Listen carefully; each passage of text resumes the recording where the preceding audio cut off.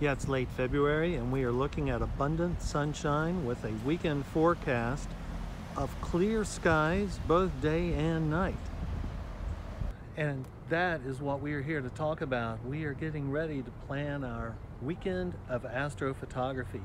And we're in a challenging part of the year in late February when the winter Milky Way is starting to leave us and you start to head into galaxy season. So what that does, that requires a couple of different focal lengths. The Milky Way season, I like to use a little bit wider angle lens, and the galaxy season, like to break out the big guns, a little bit longer focal length and a little bit more involved. So stay tuned to this video and see how our plans evolve and what we decide to do with these clear skies over the weekend.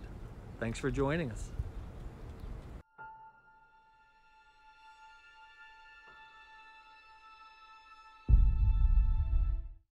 Tonight, we are working on the last of the winter Milky Way with our ultimate portable astrophotography setup. Let's jump right into our ASI Air app where we start to communicate with our cameras. Our main camera is the ASI 294MC Pro. We're going to set our gain at unity gain at 120, our cooling at -20 degrees Celsius. We also have the guide scope. We want to confirm we're connected to the 120 guide scope, and we have the gain set to 28. And we also are going to check our Ioptron SkyGuider Pro is set to on-camera ST4. Okay, we are still in astronomical twilight, but we do have Polaris, so please excuse me while I polar align with the polar scope on the Ioptron SkyGuider Pro. Okay, I find that using the polar scope and the app, the Polar Alignment Pro app, that I can get guided exposures up to 5 minutes with a 250mm focal length that track beautifully with this Ioptron. And remembering that this only tracks in right ascension. Now we're going to work on focus using the batten-off mask that's included with the Redcat 51. At this moment, I like to go into preview mode, and now I'm doing 1-second exposures, and you can see we have some pretty bright stars showing the batten-off pattern, and as I incrementally come closer and closer into focus. Now you can really see the symmetrical pattern that you're looking for with the batten-off mask, and at this point I go into focus mode, and since that star is so bright, I just went with a 1/2 second exposure. And what you're looking for here is that symmetrical pattern, that one cross-secting, dissecting, vertical line of light to intersect the star right in the center. And that's when you know you have focus nailed down. Then next, what I like to do is come out of focus, go into preview mode, go with a longer exposure, in this case 10 seconds, and at the end of that, check those dimmer stars to see if we still have a symmetrical pattern on them, and that guarantees focus is locked. So what I like to do next is go ahead and frame up the object. Tonight, I think we're going to go for a classic, a bright object. We don't have a whole lot of time with the winter Milky Way, so I'm going to go ahead and do an intimate portrait of the classic Orion Nebula M42 and Running Man Nebula. So while in preview mode, we're still working on getting the composition just right. In this case, I do not want Orion centered. There's nebulosity I'm trying to capture in the upper left corner. And the declination adapter that we added from William Optics really helps in providing fine control to really dial in that composition. We are now completing what's called a calibration for the auto guider, remembering that we only guide in right ascension, so that's what the ASI Air app is doing with the ZWO 120 scope and chip. After a successful calibration, we are ready to image. The next thing I like to do, we enter into the auto guider setup, and we have calibrated successfully.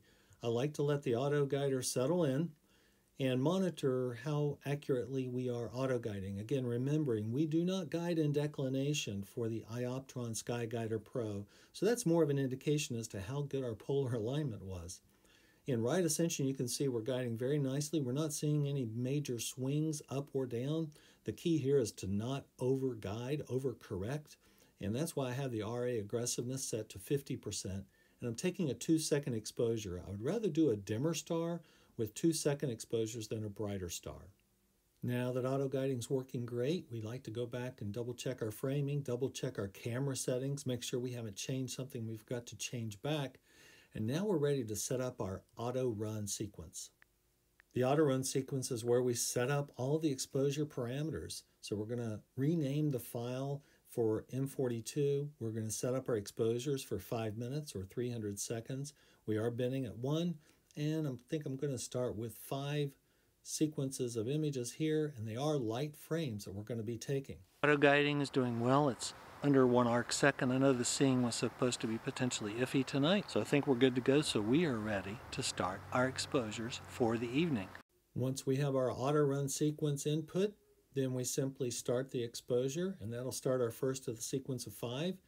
And what I like to do is nurse this first exposure a little bit, making sure we're dialed in on everything. So at the end of this exposure, we will take a peek and see how we are guiding, see how our exposures are, see how our average AU units are popping up at 6870.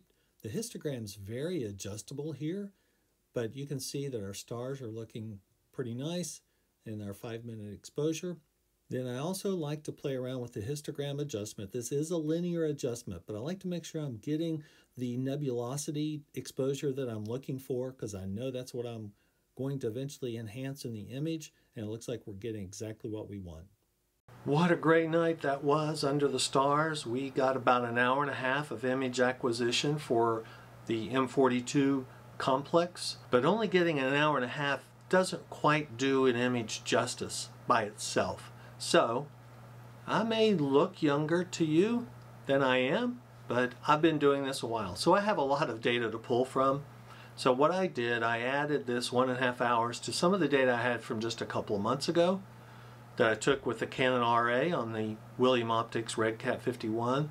So I'm going to combine that to give the total finished image for M42 and what I was looking for, and that was capturing that nebulosity as it flows down off of the main fan area of the M42 nebula complex. That additional 1.5 hours really helps smooth it out, gives it a lot more signal, gives it a lot more definition, and allows me to crop that image down to the exact composition I wanted.